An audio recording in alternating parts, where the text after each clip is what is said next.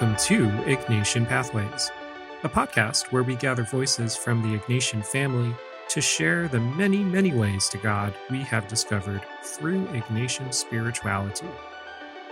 I'm Dr. Dave De La Fuente, Associate Director for Ignatian Young Adult Ministries at the Office of Ignatian Spirituality.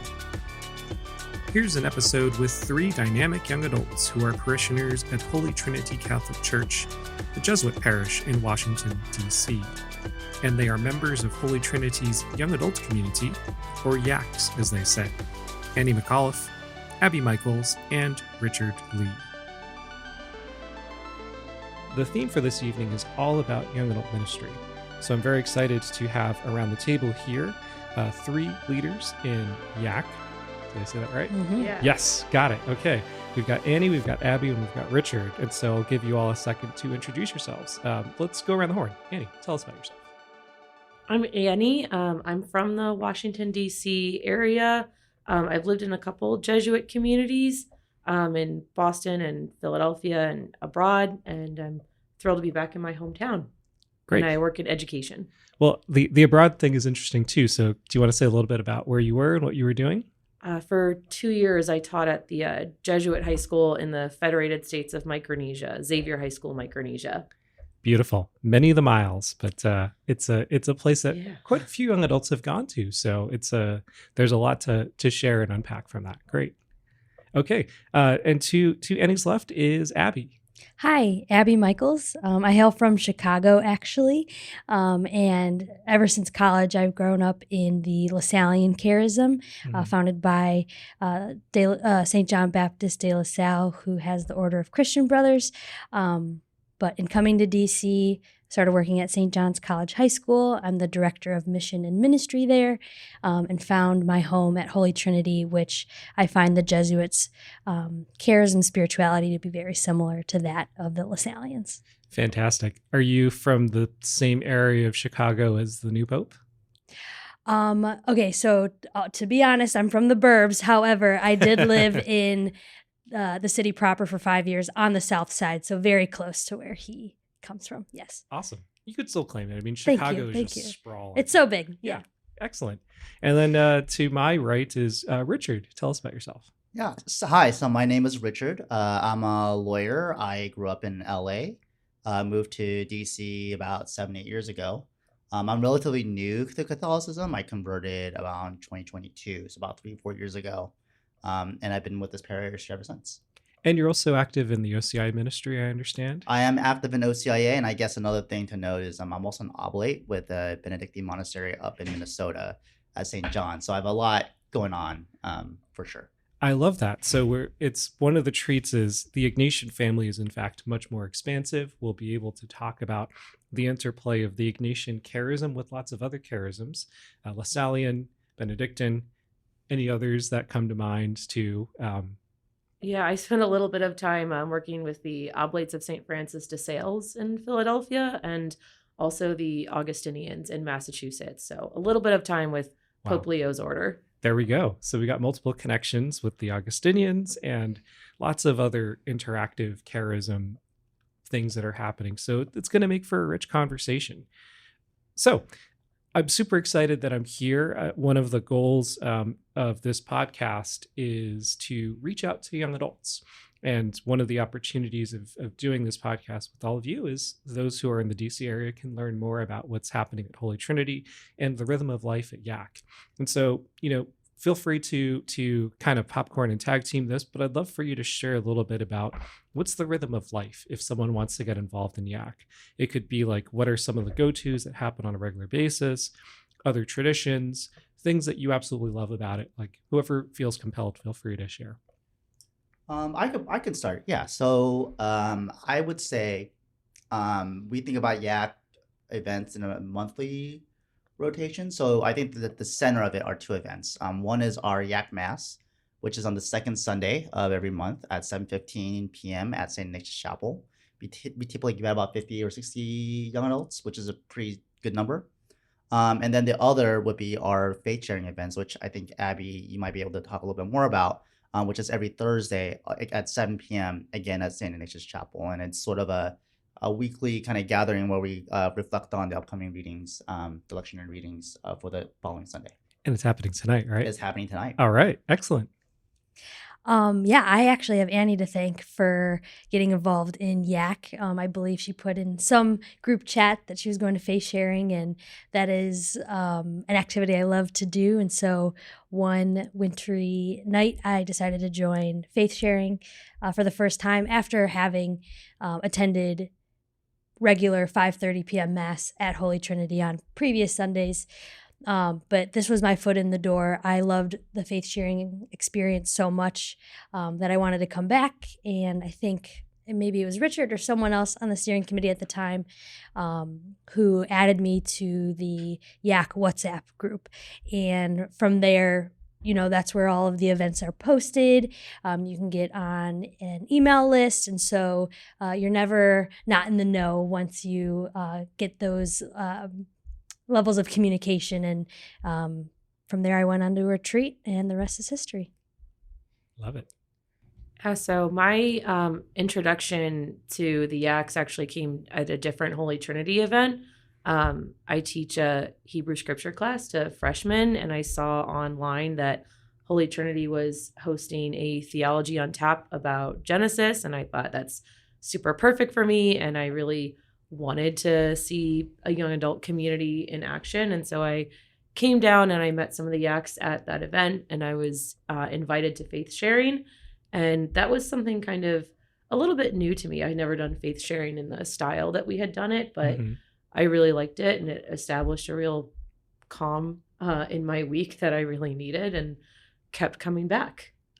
I love that. It does really help ground people. And I think related to that, so I did a little bit of homework before I visited, and I knew that Catherine Heinhold, who's extremely dynamic, I love hearing what Catherine's up to in her ministry work, is having you implement retreats from a ministry called Charis. And there's a retreat coming up next month. And so similarly, just as you've shared about young adult mass, lots of other events, faith sharing is something that grounds you. I want to ask, why should young adults have a retreat on their bucket list? What's important about retreats for you, and maybe for other young adults that you'd invite them to consider? Man, we just need a day, even a short amount of time just to get away either from the city, but definitely from the busyness of our lives. Personal prayer is something that I think we as YACs value, but there's so much gained praying and reflecting in community. And then I love the different locations that we go. They're about an hour and a half, 2 hours outside of the city, so that we can also enjoy nature as well. I just think that there's so much to gain from retreats. It is a type of formation, I think, to the Jesuit charism. I think last time we learned about discernment and how to discern in consolation and desolation. And this upcoming one, we're learning a little bit more about, I think, taking next steps and deciding what's next on our road. So a lot to gain from retreats. Absolutely. Do you want to hop in?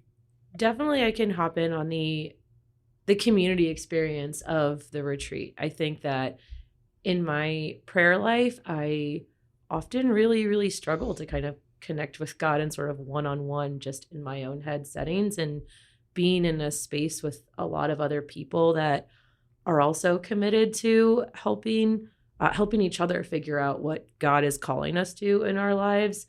That communal space where we laugh and we eat a lot of snacks and we talk about some serious things, but mostly we're just having a really honest conversation about where we feel called by God. And that's not a space that we get in our everyday professional lives, and even in our just everyday relationships. And so having that time really carved out to spend with other people who are also committed to listening for God's voice in their lives is really special. And especially since, we're in such a kind of transient place and a kind of transient point in our lives where there's always a lot of transitions. It's a really unique time that we have. Yeah. I would say, one thing I find really funny is I think every retreat I've been to through YAC, there's always been a couple that comes out of it. So if you're looking for a special someone, I mean, I won't say more. But in a more serious note, I think, especially for those of us who live in the city, right, or near a city, our lives can be so hectic, right? As an attorney, right, I'm working 50, 60-hour weeks. I know a lot of folks, they're doctors, engineers, lawyers, even teachers, right? I mean, some of those, teachers especially, I think they work so much that it's sometimes hard to find a time to say, okay, stop, take a break, what's going on, assess, what should I be doing? Like, to just kind of take inventory of what's going on in your life, right? And I think what's nice, particularly about these retreats, is, again, you're in nature, you're with 50 or 60 other folks who are like-minded, who are just as busy as you are, but they want to take a weekend to hear what God has to say, right? And to think and to just take a moment of reflection and say, where am I headed? What direction is my life heading? Am I on autopilot, or am I being very intentional about kind of all aspects of my life? Beautiful. There's a lot of great richness there, and I don't want to spoil anything for you, because the retreat that you're going on, the What Next /Transitions retreat, is an absolute favorite of mine. And so I don't want to, it's your experience to have, but I think it's a really profound one. And what it makes me think about is echoing all the things that you've all shared, that it's time to be among peers, to really authentically listen to God, to engage in some healthy self-scrutiny, to be more authentically ourselves too, like the fact that you're in nature and that you what's the word? Like, you love that experience and you seek it out. That tells us something about what it means to be human.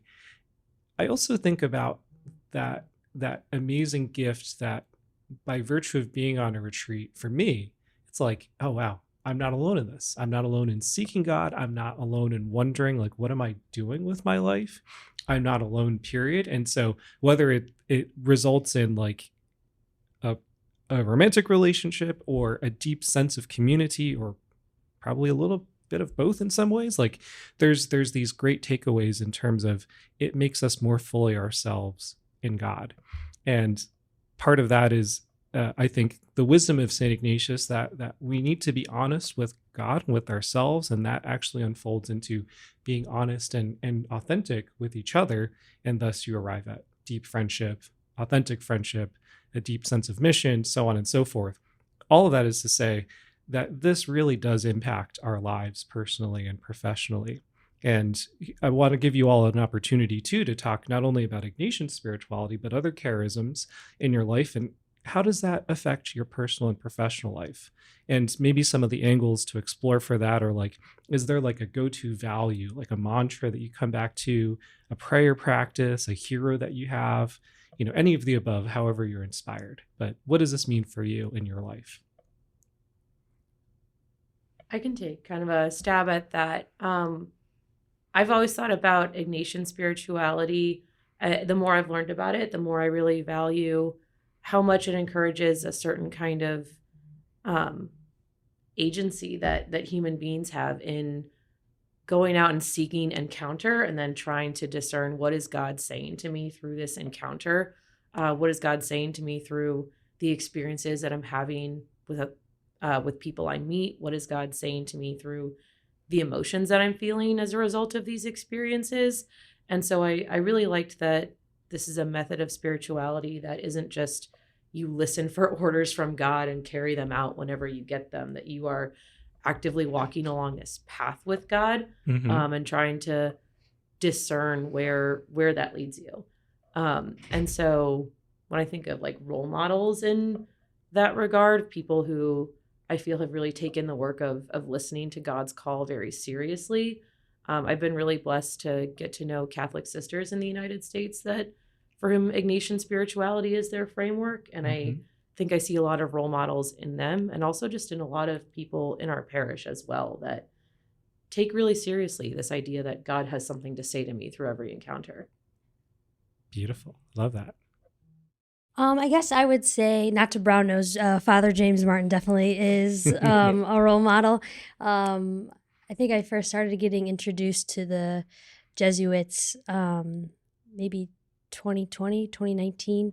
My friend had me read the Building Bridges book. And then I was excited to go to the first ever outreach conference for LGBTQ Catholics, and I got to meet him there, which was awesome. And it was a really great conference, heard from a lot of great theologians. And so I think what comes to mind with Jesuit spirituality is like radical inclusivity. And while we uphold and value our Catholic faith, how do we love others, meet them where they are, and not leave them there? I think Holy Trinity is a perfect example of faith in action and serving the community, trying to uphold justice, social justice. And so for example, Father James's example is like, how are we bringing others into the church by loving them? Yeah, so I'll break up my answer into two parts. One is about sort of the Benedictine charism that I've kind of been immersed in, and then talking about the Ignatian side, that I get through the parish. So the Benedictine side, that was me. Shortly after I converted, I had talked to someone. I was saying, hey, going to the parish is great, but I'm trying to, I had kind of left church for 10 years. I'm coming back. I would really like to just try to find something a little bit more structured, to kind of supplement going to the parish, to kind of keep me on the straight and narrow. And talking with that person, she said, maybe you should check out the Benedictines, because it sounds like what you want is structure, and prayer. Structured prayer, I guess, right? And the Benedictines, that's like, like literally the motto is ora and labora, right? So I think what I really appreciate about the Benedictine charism is that there is structure to the day, right? So as an oblate, one of the things I've kind of dedicated myself to is praying the Liturgy of the Hours, and I'll confess, I'm not the model, right? I don't necessarily do it every day, but every time I do it, it does add that a little bit of structure of, hey, take 5 minutes, check in with God. It's not a lot, right? So it's just having that sort of weaving in my spirituality in an ordered, intentional way. I think that I get a lot of that from the Benedictines. What I really like about the Ignatian side of things is, and I think all of this stuff is, different facets of the same jewel, right? Is to really kind of, once you are contemplating or kind of in communing with God, to really kind of be honest, and simple, even, right? Like the way that we pray, for example, examine. The examine is a very simple kind of go through your day. What made you angry? What made you happy? What made you sad? And you just kind of check your inner heart movements, and then you go, yeah, God, that pissed me off. That really made me angry. I didn't like that. Why'd you do that to me, right? Or that was great. Thank you for that, right? And he can take it all. And it's funny because I do remember I was in a Benedictine retreat up at St. John's Abbey, where one of the things that they love to do is Lectio Divina, which is when you read the Bible in a sort of intense way.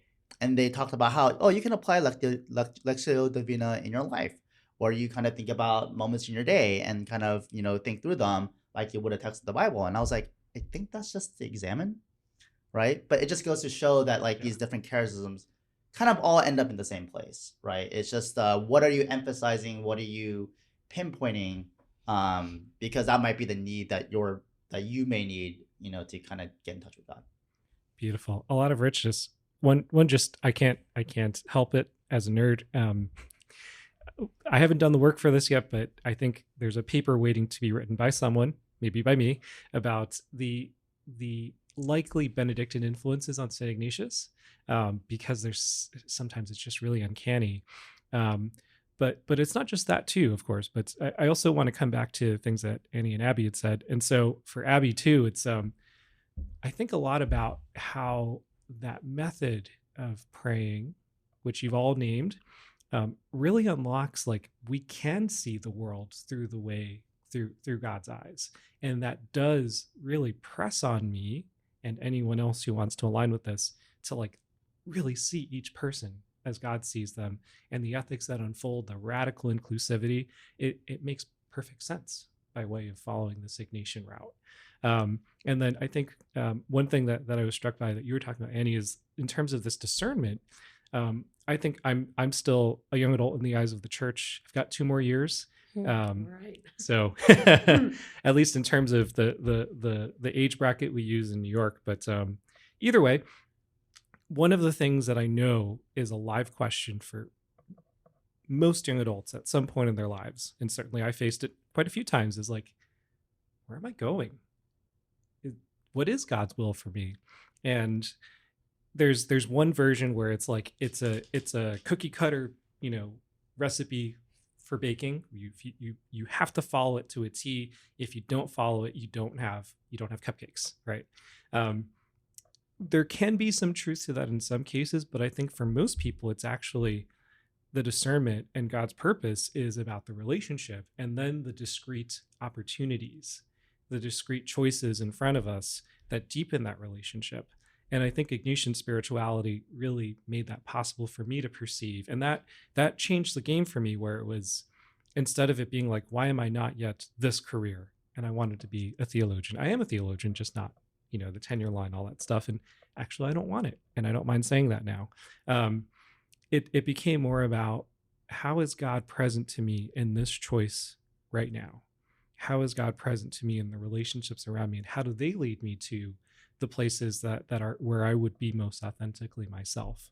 And the beautiful thing is that it does work, but it is a process to arrive at that logic. And each of you have named the different ways that we get there. And it's really, really exciting. Want to give you time too to react to each other. Like, was there anything new, different, deeper that emerged just in this little thread here?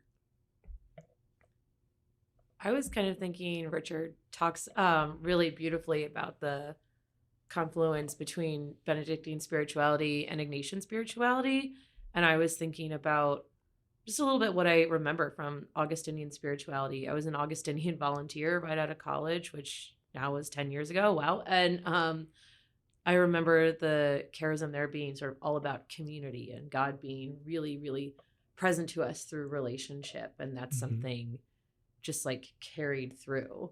I think also kind of about this idea of transition, about how Ignatian spirituality is one that can accompany us through transition. And certainly Ignatius had his own like cannonball moment, but maybe we could have more than one cannonball moment where we have to pivot a lot of times in our lives, and that our walk with God is sort of present through all those moments.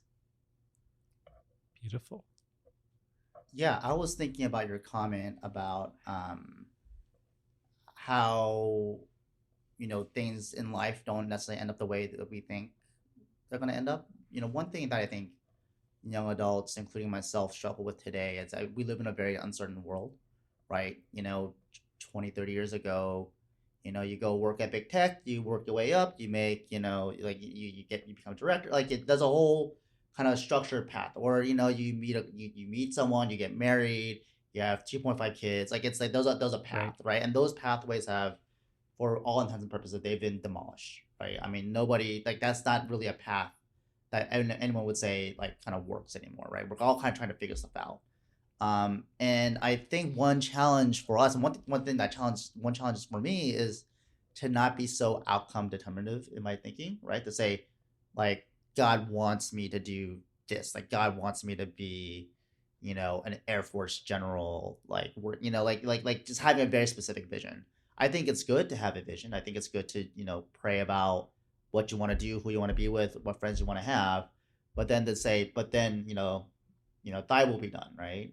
To say, whatever it is you're taking me, I trust that you're taking me to a good place.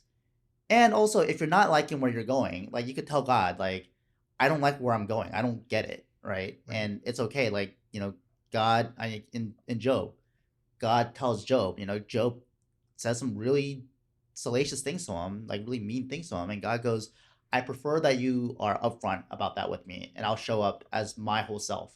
And you'll see my glory, right? Right. So I think that's, for me, that's also where the Liturgy of the Hours is an untapped treasure to retrieve, where it's mostly praying the Psalms. And some of those Psalms are just like, come on, man. Like, God, brutal. yeah, like please. And that's a good thing to retrieve in our prayer, to be free to be like, come on. and to be raw and to be like, please take away these metaphorical, probably enemies, right? Kind of thing. That is prayer. And I think that's what God would want us to be in prayer, to be bold, to be raw, to be real, and to allow God to speak in response to that. You look like you're gonna hop in, Abby. So yeah. Oh, I'm good. Yeah, Okay, thank you.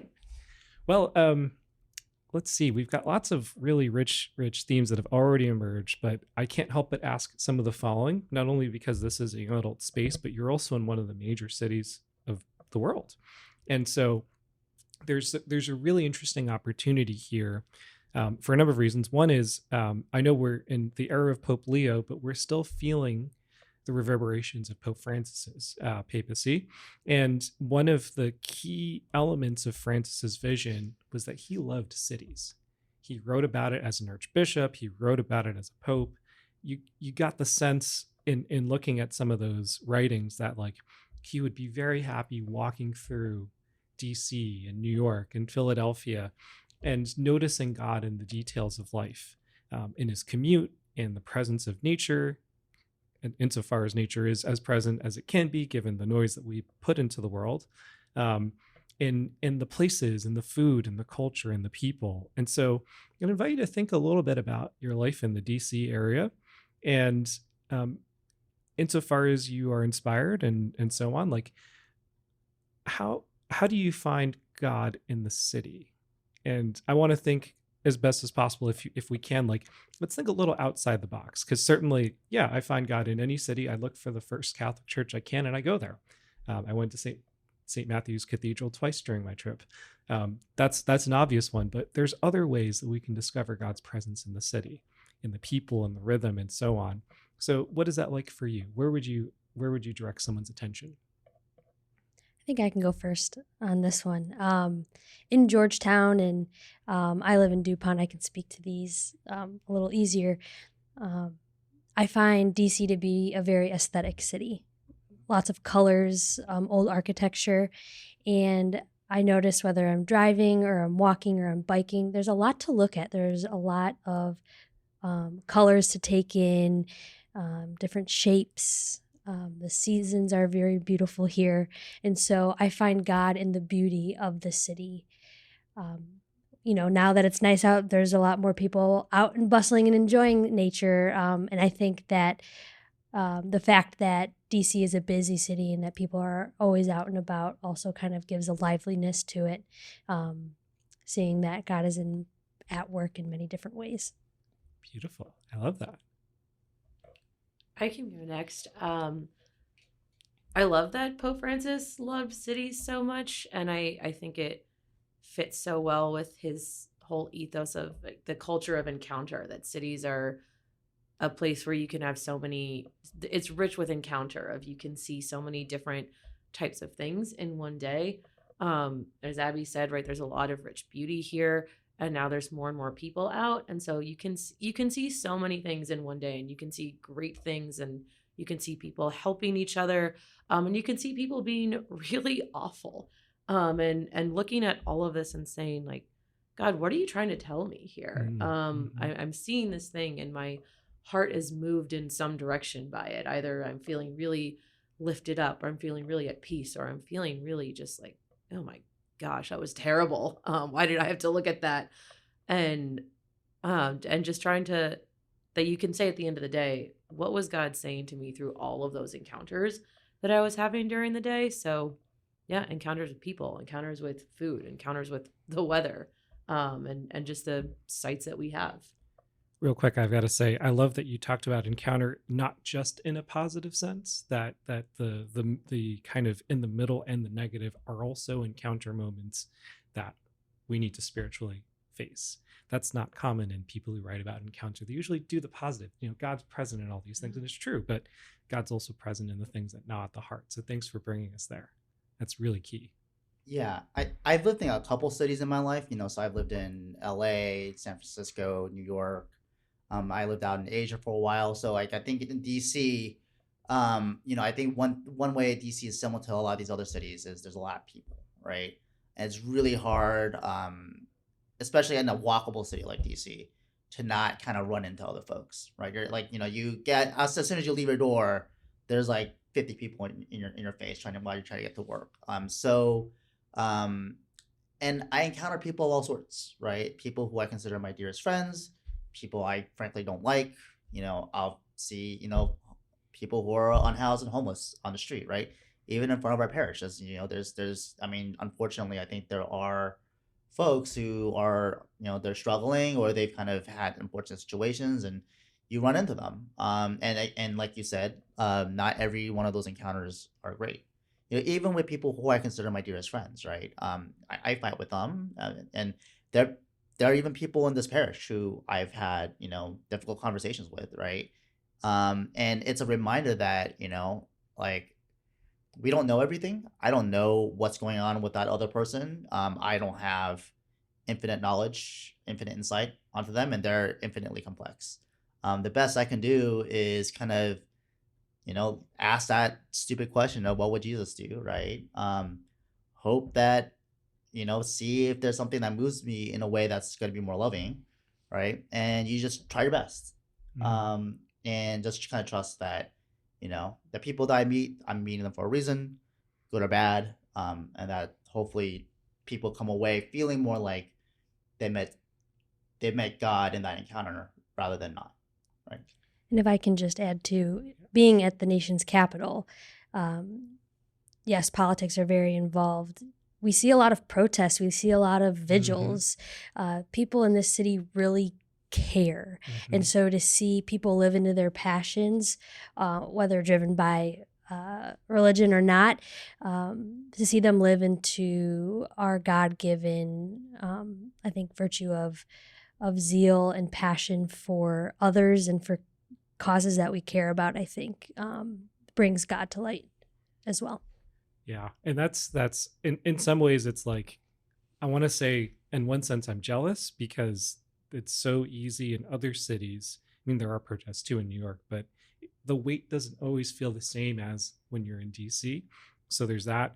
But then there's also like, that's so important to see people take up that opportunity, because it reminds me that, I should also be out there. I should also be acting. And so it's this combo of like, that's so important. And even though it's a fraught environment in so many ways, it actually is telling for me that every Catholic entity that I know of has a presence in DC. In fact, on my walk to here, well, first I walked to the Metro, but I noticed that where I'm staying is right by the home of Network, one of the Catholic organizing groups. And so that was a nice little reminder of like, this is what it means to live in the city, that one also witnesses, one also takes up the opportunity, one notices the pulse of the street, so to speak. All really rich things. Well, not just city, but I also would love for you in our kind of concluding prompt to talk about young adult ministry. I'm always interested in capturing more of what's the growing edge. What are the interesting opportunities? What are the things, whether big, small, formally spiritual or not, that keep you coming back?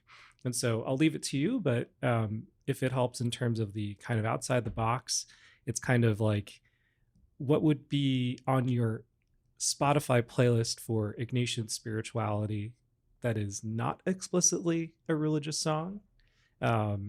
Or it could be something that really is explicitly religious, like a go-to psalm, a go-to scripture reading, a go-to prayer, a go-to prayer practice, 13 minutes until faith sharing. So I'm mindful of that too. So what comes to mind for you that'll help the listener be attentive to this? What's next? What's another opportunity for me to hear God, to grow closer to God, and to do so as a young adult?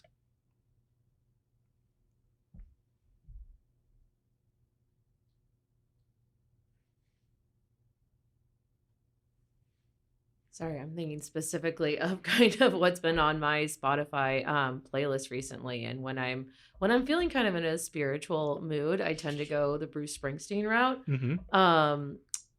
Badlands is my favorite Bruce Springsteen song, and I don't know. I do believe very deeply in the spirituality of a good Bruce Springsteen album. And I'm going to see him this summer, so I'm very excited about that. Wow. Yeah. He's from the famous state of New Jersey, which I'm also from. So fun little connection there. Have you been to other Bruce Springsteen concerts? Nope, this will be my first Your one. First, okay. All right. Very, very exciting. So we've got Bruce Springsteen, Badlands. What else? My go-to prayer song is Traveling Through by Dolly Parton. Nice. There's a backstory to that, but I'll save that for another time. And so even just looking ahead to our future YAC retreat about what's next, some of your lyrics include, well, I can't tell you where I'm going. I'm not sure of where I've been. Like a poor wayfaring stranger that they speak about in song. I'm just a weary pilgrim trying to find what feels like home. And at some point she does talk about Jesus. And so I think while it is a secular song, it is also very, it has a very much worship feel. And I've used it for prayer several times. So shout out to Dolly. Love it. Excellent. All right, so I think mine is a little bit of a deep cut. We love deep cuts. Well, I grew up Protestant. So I grew up listening to a very different type of music, spiritually. I'd say, when I want to get into that kind of spiritual mood, but, I want to, use some pop music, I always go, gospel, soul, like that route.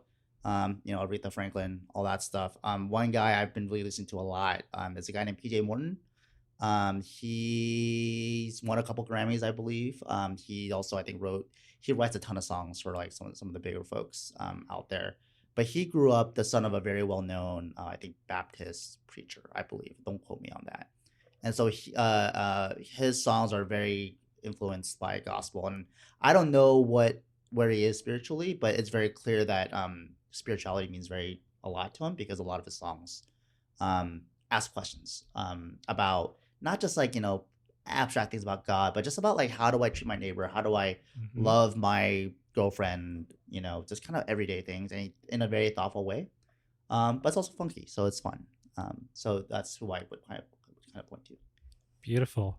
I think you should do like a group compilation of a playlist and share that. I would totally listen to it. I'd be willing to share one of mine, but we don't have to talk about it now because I have a weird taste in music. But I might also add the top on my I have a prayer playlist for my class, and the other top songs on there are both Taylor Swift songs. It's Anti-Hero and But Daddy I Love Him. And they speak to me as some of great spiritual writing by Taylor, and I love them so much. Yeah, that's really great. Truly, finding God in all things, all artists, all genres.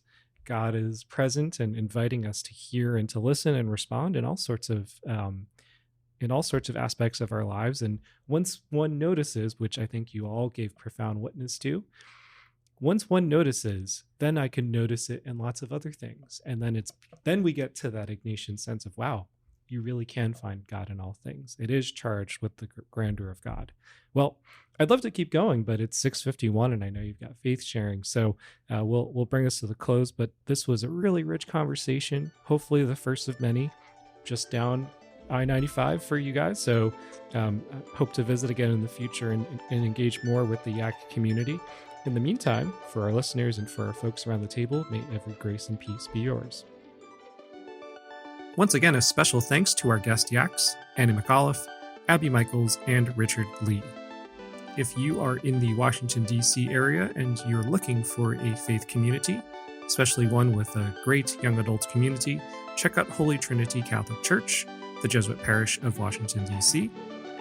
And as always, if you are looking to go deeper in Ignatian spirituality, looking for retreats, looking for ways to discern and to pray, check out our website at Igatian.Info.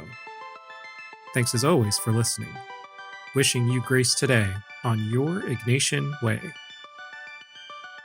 Ignatian Pathways is hosted by me, Dr. Dave De La Fuente, and produced and presented by the Office of Ignatian Spirituality, a ministry of the USA East Province of the Society of Jesus, the Jesuits.